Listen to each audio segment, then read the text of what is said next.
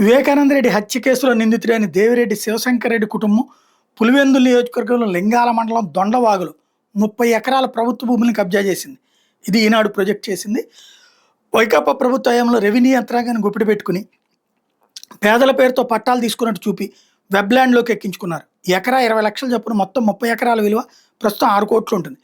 ఇదే ప్రాంతంలో మరో 23.15 ఎకరాల భూమిని కూడా సబ్ డివిజన్ చేసి బినామీ పేర్లతో వెబ్లాండ్లోకి ఎక్కించారు. అది కూడా వీళ్ళకి సంబంధించిన వ్యక్తులదే అనే ఆరోపణలు వినిపిస్తున్నాయి.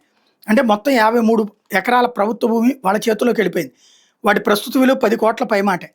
వాటిలో చీనీ తోటలు సాగు చేస్తున్నారు. ఇవన్నీ ఆక్రమణలని రెవెన్యూ శాఖ తేల్చింది.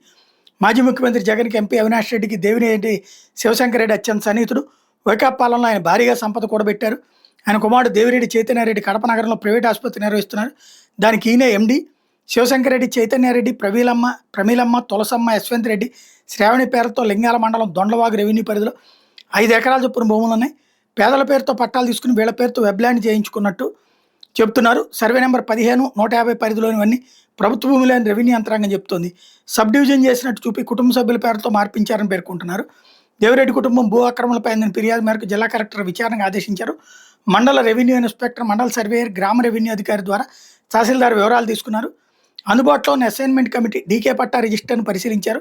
అయితే దేవిరెడ్డి కుటుంబ సభ్యుల పేరుతో భూములు ఇచ్చినట్టు ఎక్కడా లేదు. డీకేటీ పట్టాలు కూడా ఇవ్వలేదు. అయినా వాటిని పట్టాలు చేసుకుని అప్పటి తహసీల్దార్ సహకారంతో వెబ్లాండ్లోకి ఎక్కించారని గుర్తించారు.